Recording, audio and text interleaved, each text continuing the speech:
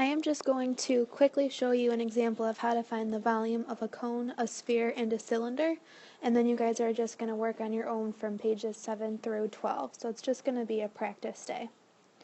Okay, so following the steps that I also wrote down on your checklist, the first thing you have to do is to always write down your formula. Okay, so for a cone, it's 1/3 times the volume of a cylinder, so pi r squared times the height. Okay, the next thing you're going to do is to identify and plug in the radius and the height of the cone. Okay, so remember the radius is going to be the segment that goes from the outside of the circle to the center.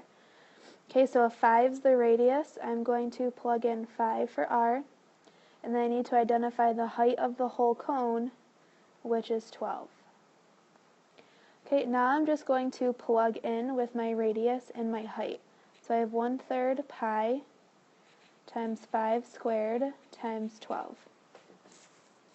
Okay, we're going to simplify, and we know we're going to start with our exponents. So I have 1/3 pi times 25 times 12. Now the first thing it wants us to do is to leave our answer in terms of pi, which means I'm going to leave pi in my answer. So I'm going to start by just multiplying 1/3 times 25 times 12. Now, in a blue calculator that you should have picked up at the door, we are not using our cell phones for these. You are going to type in, open parenthesis, which is above the 8, 1 divided by 3, then close parenthesis, which is the button above the 9. You're then going to hit times 25 times 12. So this is what you should see in your calculator, and you're going to hit enter, and it should come up as 100. So this would be my answer in terms of pi. Then it says to round your answer to the nearest tenth. So in your calculator, you're going to type in 100 times and then find the pi button. I think it's fourth from the top on the left-hand side. Then you're going to hit equals, and you should see 314.15926, actually, I think, ... So, rounding to the nearest tenth.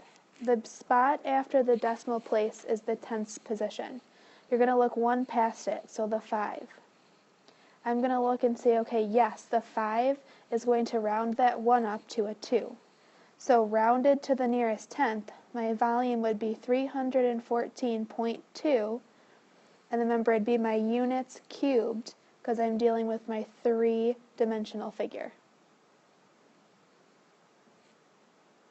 Okay, I want you to find page 9, and we're going to do an example of finding the volume of a cylinder. Okay, so just like before, you always start with writing down your formula. So V equals pi r squared times the height. Cylinders are nice because we don't have to deal with any of the fractions. Okay, all we have to do is identify the radius and the height. So if I look at the base of my cylinder, I can see that this circle has a radius of 4, and the height of the whole cylinder is 13. Okay, so I'm just going to plug in my radius and my height. Okay, so I know the radius is 4, so I'm going to do 4 squared times the height of 13. Okay, so I'm first going to do 4 squared. So I'm going to have V equals pi times 16 times 13.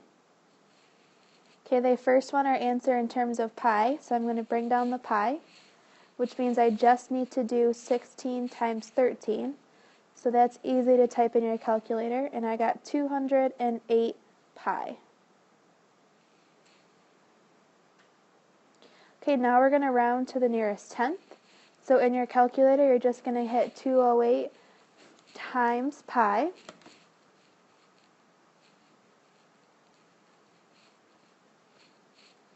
And I get 653.45 ... So rounded to the nearest tenth, I'm going to find the 4, look one past, okay, which means that 5 would be enough to round that up. So I'd get 653.5, and my units are inches cubed. Be careful for ones like number 17. Okay, if you notice here, they give you the diameter of 10. Okay, so the segment that goes all the way across. So you need to think about, okay, how does a radius relate to a diameter?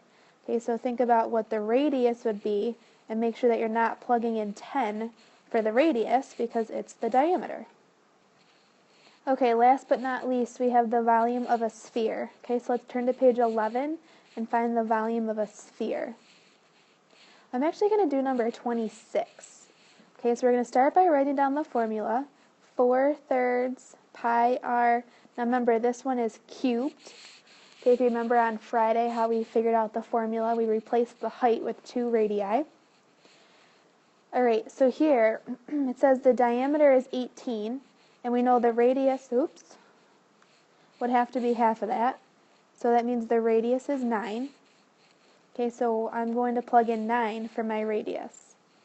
So I'm going to have 4/3 pi times 9 cubed. Okay, so we're going to do our exponents first. So in your calculator, there's a couple things you can type in. You can either just do 9 times 9 times 9, and you get 729. Or you can do 9, and there is what we call a caret button that is below the pi button. So you could do 9, hit the caret button. It'll take your cursor up into the exponent, and you can just type a 3 and hit enter. And you still should see 729. Okay, we're going to bring down our pi and bring down our 4/3. Okay, so if we want our answer in terms of pi, we're going to bring that down and just do 4/3 of 729. Okay, so if you go back to your calculator, you're going to have to type in 4/3 as a fraction, and we want to keep that group together. So you're going to do open parentheses, which is the button above the 8. You're going to do 4 divided by 3, then close parentheses, which is the button above the 9. So 4/3 times, and then type in 729. And you should get 972. So 972 pi. So now if I want to round to the nearest tenth, I'm just going to do 972 times pi.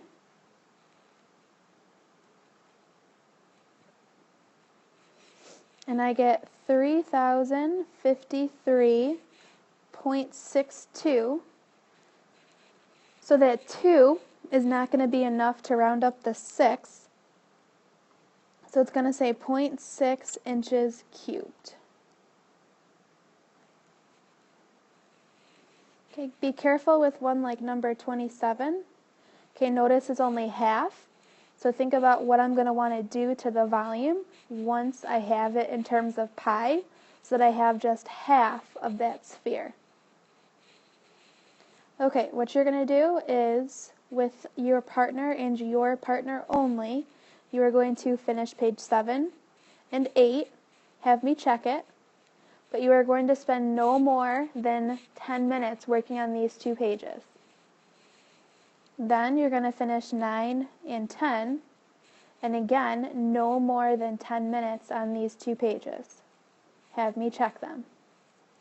Then 11 and 12, so I'll practice with spheres. No more than 10 minutes, have me check them. When you are done, you are then going to go to page 22, and this is your ticket out the door. This needs to be checked with a star on it, or else it will be added to your homework.